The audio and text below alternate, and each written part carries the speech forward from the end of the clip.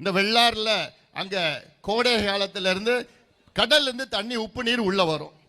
இதுல கடல் அங்க முகத்துவாரத்துல ஒரு சின்ன தடுப்பணை கட்டணும்.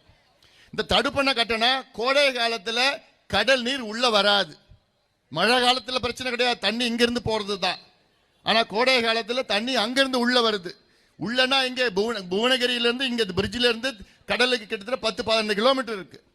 ஆனா அவ்வளோ 12 கிலோமீட்டர் தண்ணி உப்பு நீர் உள்ள வந்து இதற்கு மேலே ஏறி குடிப்பதற்கும் தண்ணி இல்லாத ஒரு சூழல். இது என்னை பொறுத்த வரைக்கும் சாதாரண ஒரு பிரச்சனை. இந்த பிரச்சனை என்னைக்கு தீர்வு பண்ணிருக்கணும்னா 50-60 ஆண்டுகளுக்கு முன்பு இந்த பிரச்சனைக்கு தீர்வு வந்திருக்கணும். 50-60 ஆண்டுகளுக்கு முன்பு இங்கே முகத்துவாரத்தில் ஒரு சின்ன ஒரு 3 அடி 4 அடி 5 அடி தடுப்பணை அப்பவே கட்டியிருக்கணும். கட்டியிருந்தா இந்த கடல் நீர் உள்ள வராது, அவ்வளவுதான். இதற்கு போராட்டம், ஆர்ப்பாட்டம், விழிப்புணர்வு, பிரச்சாரம், மானங்கெட்டவங்களா ஆட்சியாயா? இதெல்லாம் ஒரு ஆட்சியாயா? எதுக்கா ஒரு நிர்வாகம், எதுக்கா ஒரு அரசாங்கம், எதுக்கா ஒரு முதலமைச்சர், எதுக்கு அமைச்சர்கள் வச்சிருக்கிறீங்க? செய்திகளை உடனுக்குடன் தெரிந்து கொள்ள கீழ்கண்ட கேபிள் மற்றும் டிடிஎச் நெட்வொர்க்குகளில் எம்நாடு செய்தி தொலைக்காட்சியை காணுங்கள். பாதகம் செய்பவரை கண்டால் நாம் பயம் கொள்ளலாகாது பாப்பா.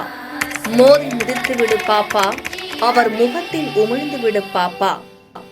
அண்மை செய்திகளை உடனுக்குடன் தெரிந்து கொள்ள இணைந்திருங்கள் எம்நாடு தொலைக்காட்சியுடன்.